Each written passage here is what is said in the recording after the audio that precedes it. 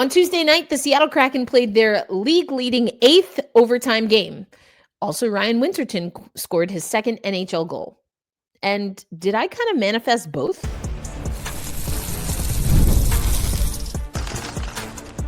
You are Locked On Kraken, your daily podcast on the Seattle Kraken. Part of the Locked On Podcast Network, your team every day.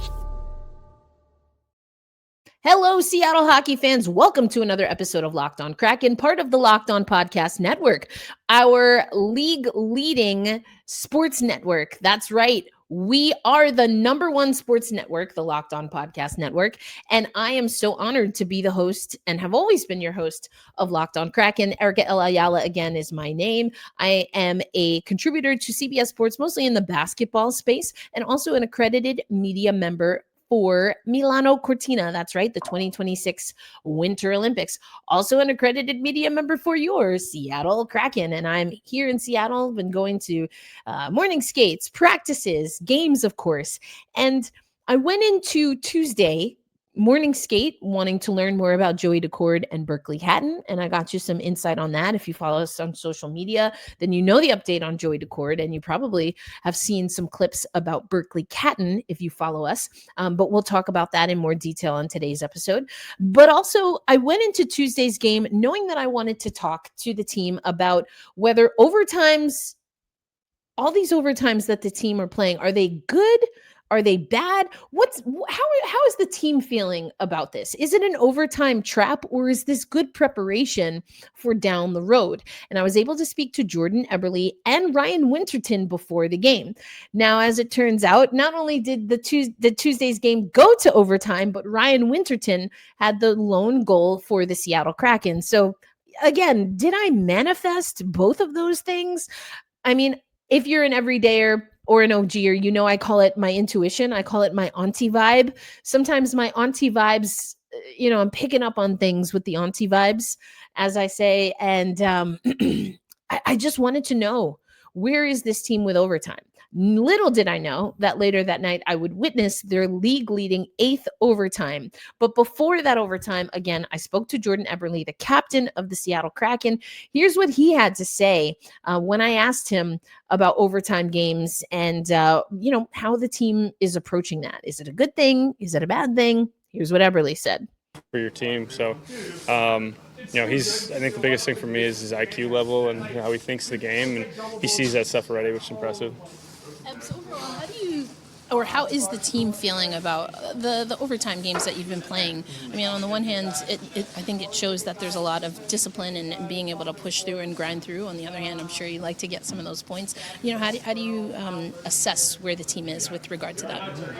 Yeah, I think with the way that we play, we're going to be in a lot of close matches each night. I think that's, we want to have teams come in, play us and realize that they were in a game. And, if it takes it to overtime, so be it. I don't know how many we've had, 7 or 8, but, I think we're probably 500 or something like that. You get to those situations, anything can really happen. We found a way to get some points and stuff. But the biggest thing is that, even just late goals like the St. Louis game, or we've had Montreal where we've come back and found ways to do that. You have to have those because those are going to happen on the other end too. So, I think it's just as long as we continue to compete all the way to the end, I think that's kind of the identity of this group. So what we heard there from Jordan Eberle is that, this is a team that knows they're going to have to win tight games. And we talked about that before, right? So I wasn't surprised to hear him say that. I guess it's just, again, a league leading, at the time I spoke to Eberle, 7 overtimes, now 8 total. He mentioned, I think we're at about 500. The team was at 600 win percentage at the time Eberle spoke to us before Tuesday's game. Right now, the Seattle Kraken, they are in 4th in the division, 594 win percentage, 19 standings points. They're behind Edmonton, who has 20 standings points, and a 5.56 win percentage. The LA Kings also have 20 standings points with a 5.88 win percentage. And the Anaheim Ducks, just recently had a 7-game winning streak snapped. They're 8-2-0 in their last 10. They have 23 standings points and a .719 win percentage. So the Seattle Kraken are right there. And, who's right on our tail of all teams? The San Jose Sharks, the Vegas Golden Knights have dropped down. But again, they have 18 points. So there's still, we don't have really that differentiation yet. Calgary struggling, of course. We're 9 standings points ahead of Calgary, but we're only 2 standing points ahead of Vancouver, who's 7th in the division. So getting the points is good. We know from Eberle, and we just heard from Eberle, that you're going to have to win tight games, and we've known that about this team. However, and again, we'll break this down a little bit tomorrow, there are things that this Kraken team absolutely needs to be able to do. We heard from Lane Lambert today that, what we're seeing from this team with regard to shot quality just isn't good enough. And I want to take you to that clip because he absolutely laid out some really important statistics, overall saying that, 44%, 44% of your shots getting to the net is just not good enough. And that's the other side of this overtime conundrum, or overtime trap, as I'm calling it. Here's Lane Lambert from earlier today, Wednesday, at practice. So last night after the game, you were talking a bit about, the chances that you guys did have early in the game that weren't converted. I mean, how do you go about getting guys to convert? Is it more focused on the moments? Is it like how do you put a puck in the net? Yeah, well, you tell them to put a puck in the net? Yeah. How does that work? No, I mean, there's if you look at the shot attempts we've had, let's just go back through the last 3 games. We've had X number of shot attempts, about 187 to be exact. And, we've had over 100 of those either blocked or missed the net. So there's your formula for, having success, is to get more of those attempts on net.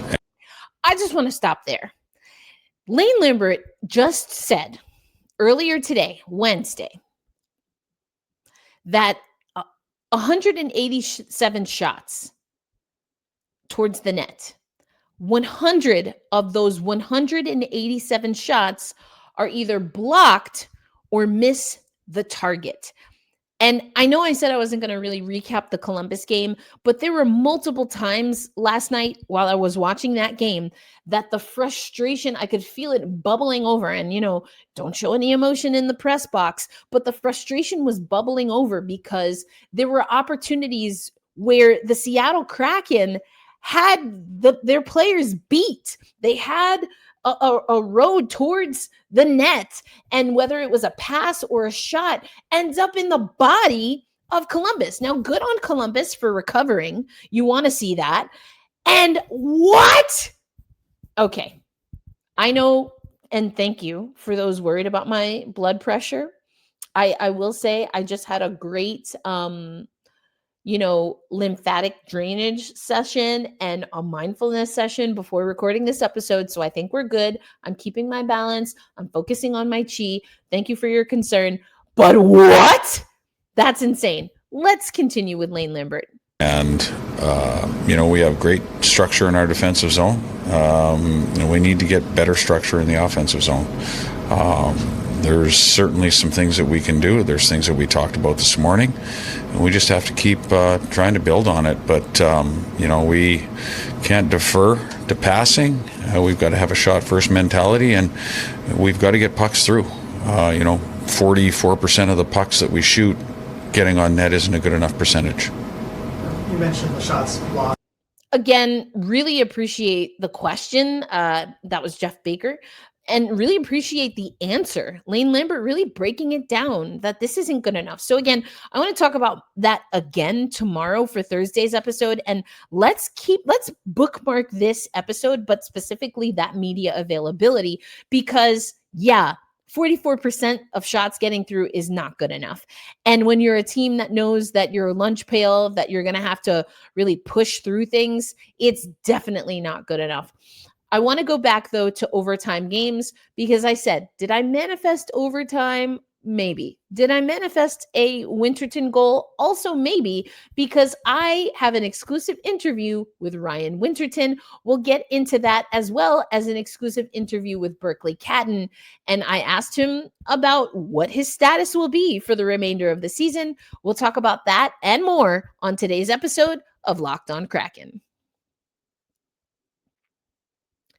Today's episode of Locked On Kraken brought to you by our friends at Drip Drop. When I'm hydrated, everything works better. My focus, energy, mood, even my beautiful skin. That's why using something like Drip Drop is important. It's doctor-developed hydration that will keep you running at full power no matter what the day looks like. Now that sounds like something I need. And I do have my shipment of Drip Drop back at headquarters, but I'm on the road right now, so I'm going to have to pick some up because Drip Drop isn't your average sports drink. It delivers 3 times of the electrolytes and half of the sugar of leading brands. Now, you can use it as part of your daily routine. You mix a pack in the morning before the gym, or maybe through trying to get through your midday slump. It tastes amazing. There's so many great flavors to choose from, and hydration has to be a non-negotiable. And Drip Drop helps you feel sharper, calmer, and honestly, just better overall. Right now, Drip Drop is offering podcast listeners 20% off your first order. Go to dripdrop.com and use promo code LOCKEDONNHL. That's dripdrop.com, promo code LOCKEDONNHL for $20 off. Stock up now before the heat hits hard, and keep your body and mind performing at their best with Drip Drop. Thanks as always, Locked On Kraken listeners, for being right here, whether you're listening on audio, watching on YouTube. I appreciate you so much. We've seen some of our growth numbers and the growth exponential. So we're so excited to see the growth here at Locked On Kraken and, of course, at the Locked On Podcast Network, which is your #1 sports podcast network. And, it's because of folks like you tuning in. Comments are great. Again, I'm working on the, Zen Buddha mindfulness when I come here. And, I'm still a New Yorker. I'm going to rant about some things. 44% of shots getting through, 100 out of 187 shots being blocked or missing the net. Not good enough. And again, does that feed into the overtime trap? 8 overtimes. But, what did Ryan Winterton, who did get our lone goal on in regulation, I should say, Ellie Tolvanen scored in the shootout. He was the only Kraken player to score in the shootout. I digress. We did hear from Ryan Winterton, and I got an exclusive interview with Ryan Winterton, asking him also about overtime. Then I also spoke to Berkly Catton. And where is he progressing? Like, where does he fit into the long-term, the intermediate, and the short-term plans of this Seattle Kraken team? We're going to talk about Catton today, and we're going to talk about Shane Wright tomorrow, because we heard today at practice from Lane Lambert about every once in a while seeing Shane Wright on wing instead of at center. First things first, your goal scorer from Tuesday night in regulation, Ryan Winterton. Yeah,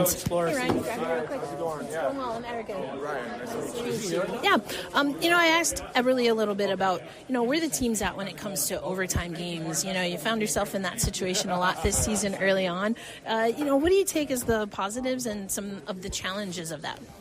Yeah, it's always good getting overtime. Some of the overtime losses we had, we were down late and, found a way to push it OT and grab that point. So from that standpoint, getting the extra point is great. And, we've had a couple of wins, but also a couple of losses. So, I think our overtimes, we might have the most overtime games in the league right now. But, it's been good. And it's fun to watch the overtimes.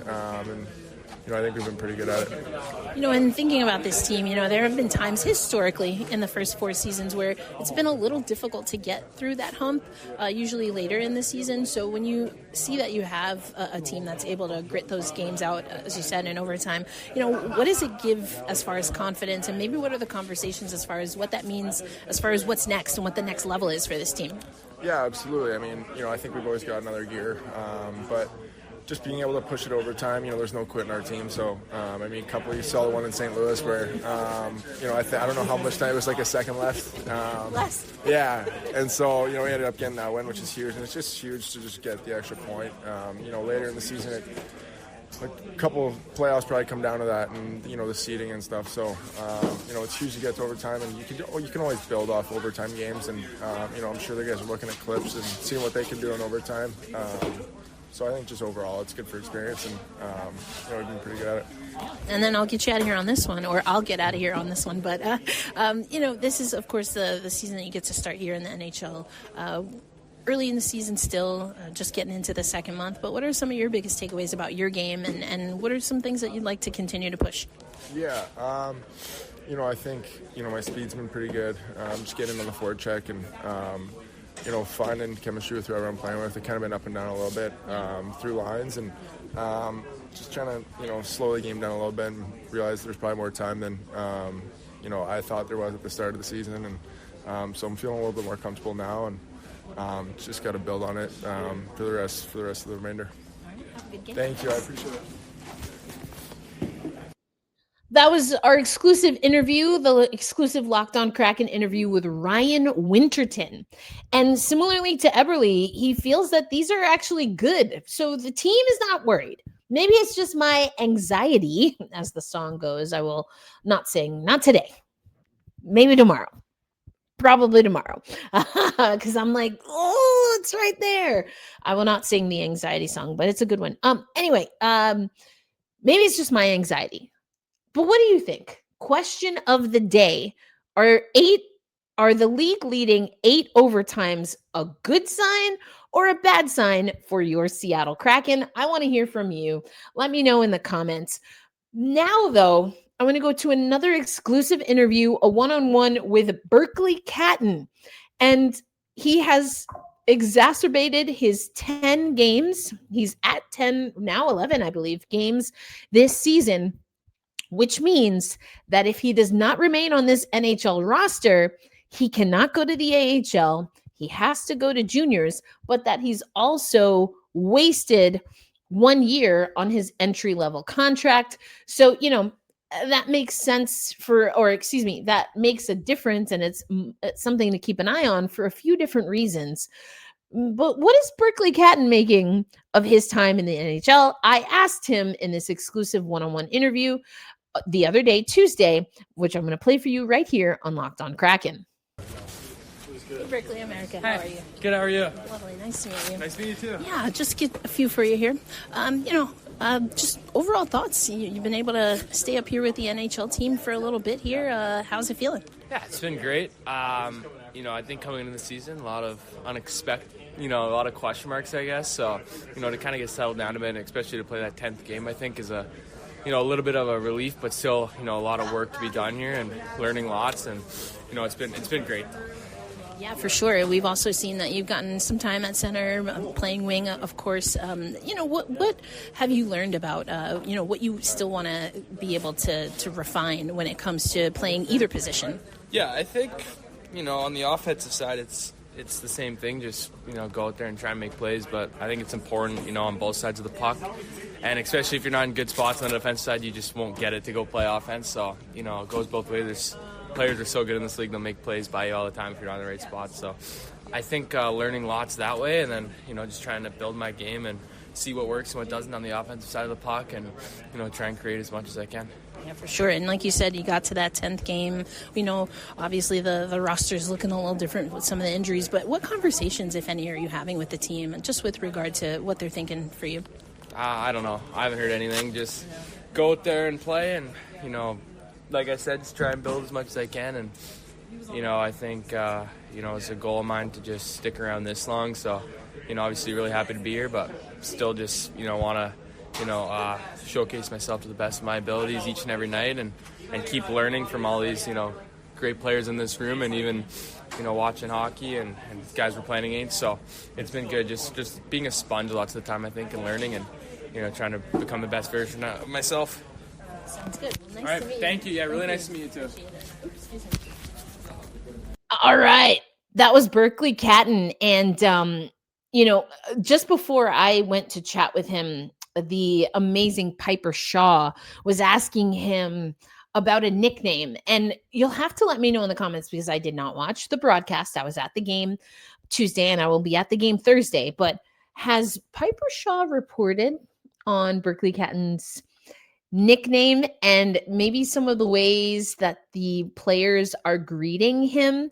If she hasn't, I don't want to break her news. It's her reporting, but let me know if she has talked about it, then I will share it. If she hasn't, then I'll wait. I'll find out from Piper if and when she's going to add that nugget, but it's a really fun one, especially for, let's just say, some pet lovers.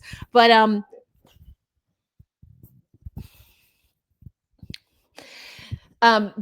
Berkly Catton says he doesn't know. He hasn't heard anything with regard to if he's going to stay on the team for the remainder of the season or whatnot.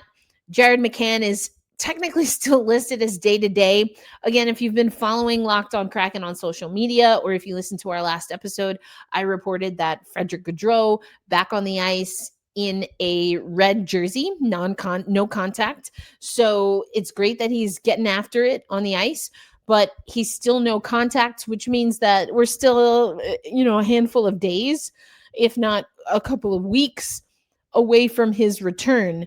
So, right now it's not an issue, but if we see Ryan Winterton, I think Ben Myers has been playing a beautiful game, and Wintz talked about Myers, that fourth line.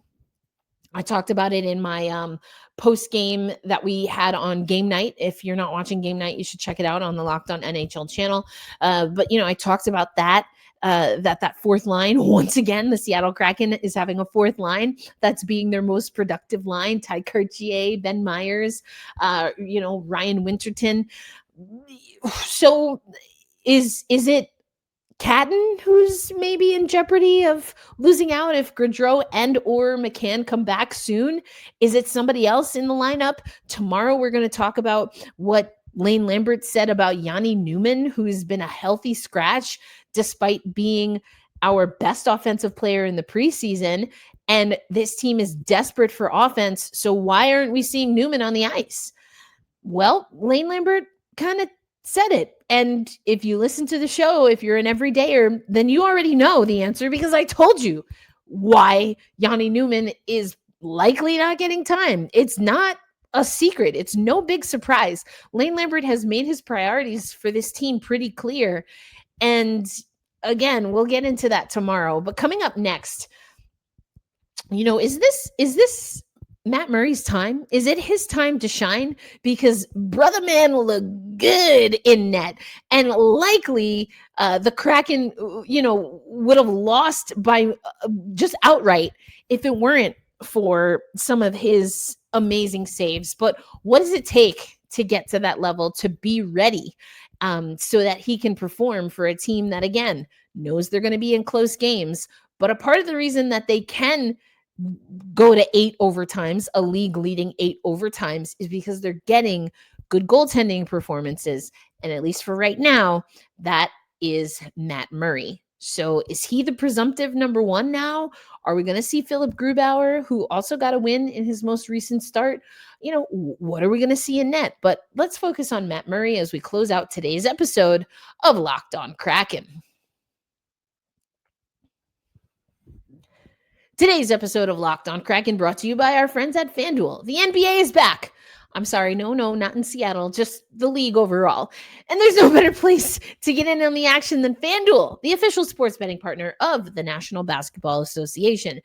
Even if you miss the start of a game or want to ride the hot hand, FanDuel has live bets on everything from who will score next to fourth quarter comebacks or, overtimes.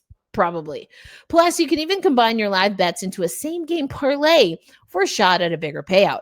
It keeps every game exciting, especially when your team's making that late push. Right now, FanDuel is giving new customers $300 in bonus bets when your first $5 bet wins. So head to FanDuel.com to sign up and play your game with FanDuel, the official sports betting partner of the NBA.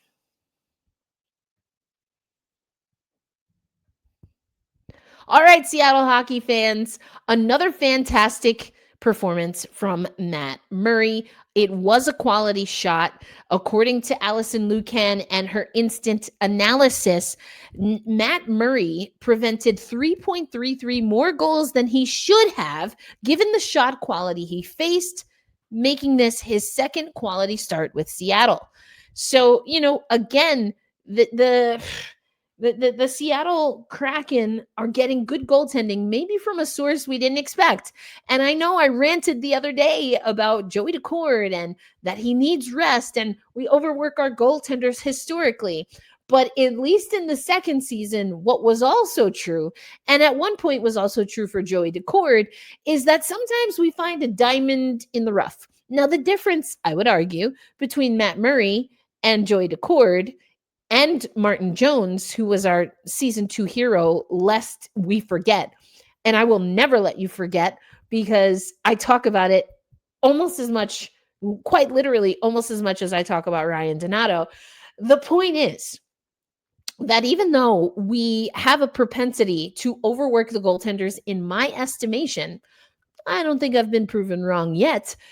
We also have Martin Jones in season 2 and the rise of Joey Daccord as times where sometimes we get, again, that diamond in the rough, or perhaps a goaltender with a lot of tats that can keep us afloat. And right now, that's Matt Murray. Let's hear what he had to say after the game about coming back into the fold, but also he had a lot of things to say about net front presence. No, not the Kraken's net front presence, but the Blue Jackets' net front presence. And that means I get to talk about one of my favorite topics, defense. Here's Matt Murray. From the get-go, no warm-up needed tonight, no rest. How did it feel compared to some other games where you haven't had a chance to play for a while? Yeah, I think, I was thankful to get in there and get the start, for one. And I feel like, I've been feeling a little bit better each and every time I've been out there. That's 3 starts now. I think I felt better in each and every one. So trending in the right direction. Just got to make an extra save there tonight and it goes the other way. But, I thought the team played really well once again. Battled hard and could have gone either way there tonight. There was a part midway through the game where Columbus, it seemed like they were a little fatigued, but then they started coming on like strong in the second half. What were you seeing from that? The 5-on-3 there helped them a lot. Obviously, that was a turning point. They make a nice play through the seam there and almost had it. Got a good chunk of it, but they were able to get one there. And when you get one on the 5-on-3 before the first penalty expires, and then you're still cooking on the power play for a little bit, that throws us off of our rhythm and kind of gives them some momentum. So I thought that's what happened a little bit, and then we took it back. I thought start of the third. So it was a bit of back and forth in terms of momentum that game. They had some young guys over there with quite a bit of skill. What's kind of the challenge in trying to keeping them in check with Marchenko and Fantilli and such? Yeah, really quick, skilled guys. Marchenko's he's a playmaker, and they got that huge guy in front of the net too. It made it really hard on me, especially on the power plays. I couldn't see anything out there. I'm sorry, I don't know how to pronounce his name properly. The Russian guy, I think. But he's so good at screening too. He's always in the right position, and he makes, that makes it, a lot tougher. Even just to see the puck, you're battling a lot harder just to see the puck. So, they got a good team over there. A lot of skill and a lot of grit. What was it for you to make your first start here at home too? Yeah. I was thankful to get in there. And like I said earlier, I think that was probably the best I've felt so far, and I think we're trending in the right direction here. So just looking to keep that going. So much respect for Murray, who's like, listen, you're not going to clip me saying the wrong name. But actually, Columbus has 2 two over 6 foot wingers of Russian descent, and that's Yegor and Dmitry. So it's Dmitry. Hold on, I just had it. Sorry. Now I might say his name wrong, but I will do my best. Voronkov. And then you also have Chinikov, also at 6'5". Is he the 6'5" guy? 6'1". Okay, so it's Dmitry is 6'5".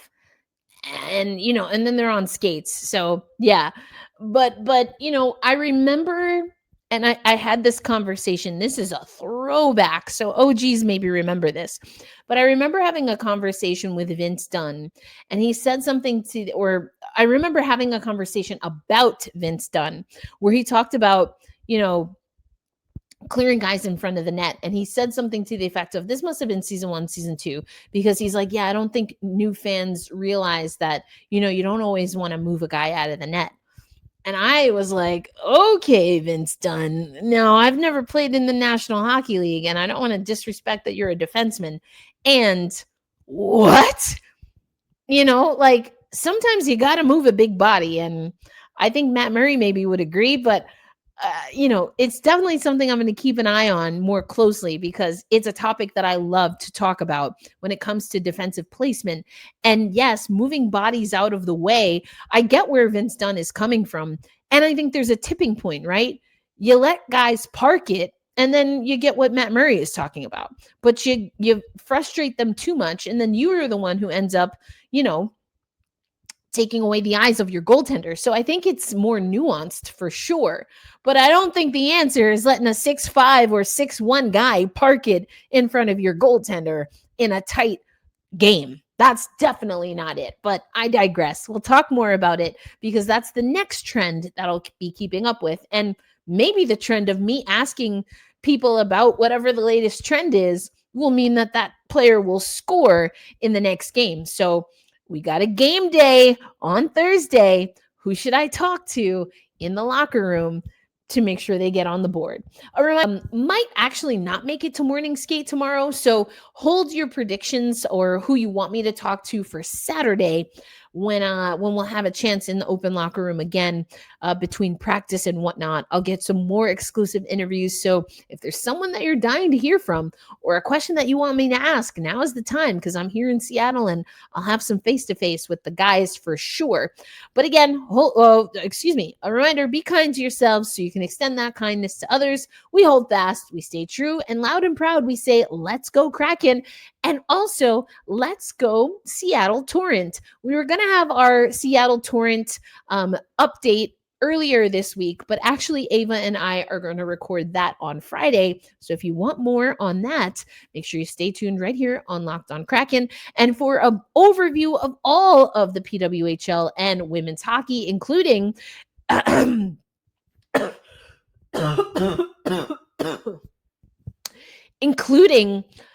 Jason Bottrell, our very own general manager, now has a sibling in the Hockey Hall of Fame. That's right. Congratulations, Jen Bottrell. We'll talk about that on the Women's Hockey Report that lives on the Locked On NHL channel. Until then, make sure you're following us at Locked On Kraken. If you're not already, subscribe. Leave comments. I love to connect with you. I'm catching up on some of the comments from the last few days. But again, Erica L. Ayala signing out for now. I'll catch you on the next episode. Peace out, everybody.